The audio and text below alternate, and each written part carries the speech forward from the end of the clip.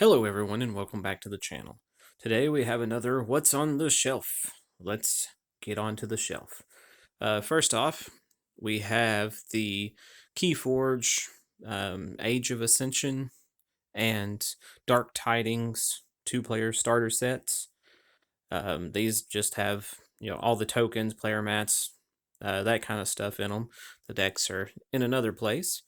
But if you don't know what Keyforge is, it's a two-player game where you're playing a unique deck. You don't build decks in this game. You buy a randomized unique deck, and you're playing against each other to um, collect this resource called Amber and forge 3 keys to try to win. But it's a lot of fun. There's fun combinations, different factions, and yeah, that's Keyforge. Next up, we have Alhambra, the big box. And in Alhambra, players will be laying tiles in their Alhambra, and whoever has the most tiles of each kind at the right time in the scoring rounds are awarded points. The amount depends on the type of building. Players receive points for the longest part of the wall they've built around their Alhambra as well. And then you get more points each round during the scoring round. And the winner is the one who's been awarded the most points by the end of the game. And the big box version comes with a bunch of expansions. It comes with the Visor's Favor, the City of Gate, or the City Gates, the Thief's Turn, the Caliph's Treasure Chamber, the Power of Sultan, and I believe that's all of them. But that's Alhambra. It's been around for a while. Next up, we have Immortals. And in Immortals, you will be competing like area control, I guess, and it's got this cube tower where you're dropping these cubes in. But it's an internal cycle of war between the light and the dark realm. Armies defeated in one realm are resurrected in the other, ready to fight again. Each player aims to control areas in both realms and make efficient use of the available resources. And you gain precious victory points for controlling regions and whole areas, as well as constructing and staying in control of buildings. The player who most successfully implements their ambitions will claim the victory.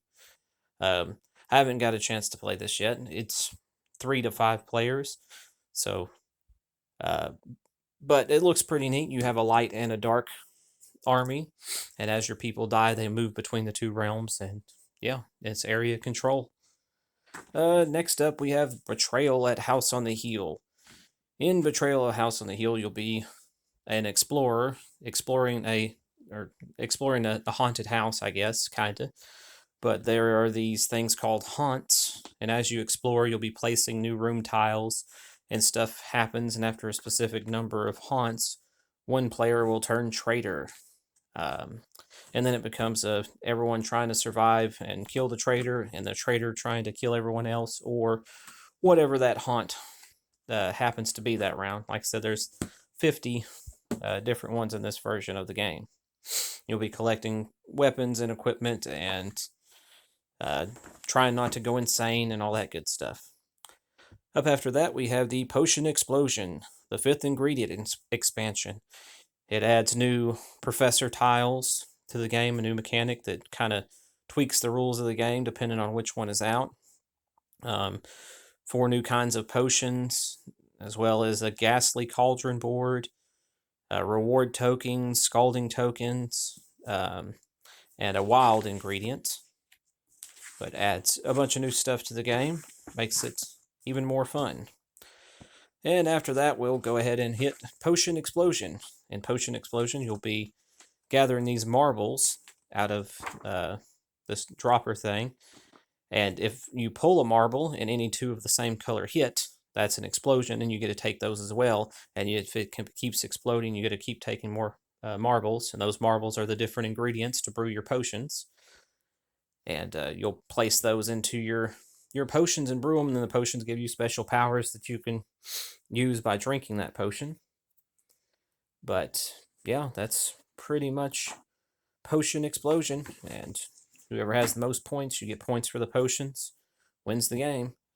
Next up, we have Heroes of Tennifer. And Heroes of Tennifer is a deck building game where you're going through a dungeon of different level of decks, and you'll pick one and try to defeat the enemies in it. And as you defeat them, they become new cards added to your deck. And each player plays as a specific um, class or whatever, like cleric or rogue or barbarian. And you're going through, you're fighting those decks, and after you clear the entire deck out, which I guess is kind of like a room in the dungeon, you get a reward card, which is also random. At the bottom, it shows what the reward is, and then after so many rounds, the boss will come attack you, and you have to try to survive. And that's Heroes of Tennifer. Like I said, deck building, yay. Next up, we have Carcassonne, and I'm pretty sure most people know what Carcassonne is. This is the version that comes with the River and the Abbot expansion. And in Carcassonne, you'll be laying tiles and placing your meeples on these tiles as you lay them. In different areas, there's monasteries, which you can score by surrounding them with other tiles. There's roads that you can score if you place a meeple on and you complete that road. And then you score points for placing your meeples in cities and then completing those cities eventually. Then there's also laying guys down in the fields or farms to score points at the end of the game. But Carcassonne is a lot of fun, and yes, tile laying. After that, we have Carcassonne Amazonis, or Amazonis. And in Carcassonne Amazonis, it's different than regular Carcassonne. You still lay tiles, but it has different placement stuff on some things.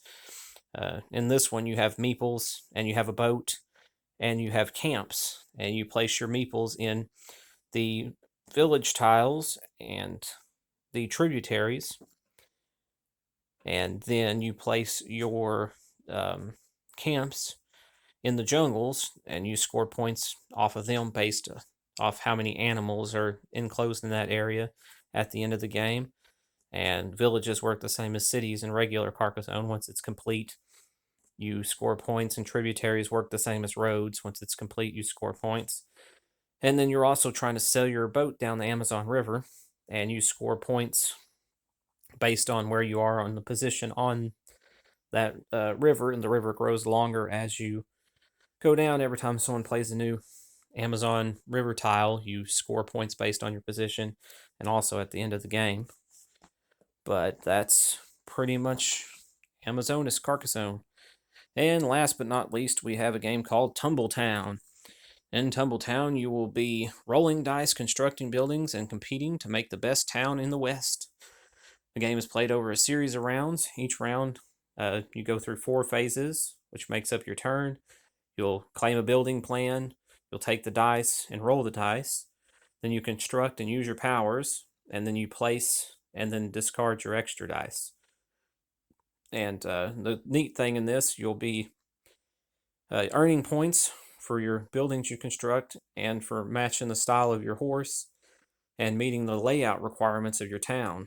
And another neat thing in this is when you build a building, you actually take the dice that it takes to build that building and stack them to make the same pattern as shown on the card. But that is Tumbletown. And if you've liked what you've seen, don't forget to like, subscribe, comment down below, and ring that bell to keep up to date with my latest videos. And as always, have a great day.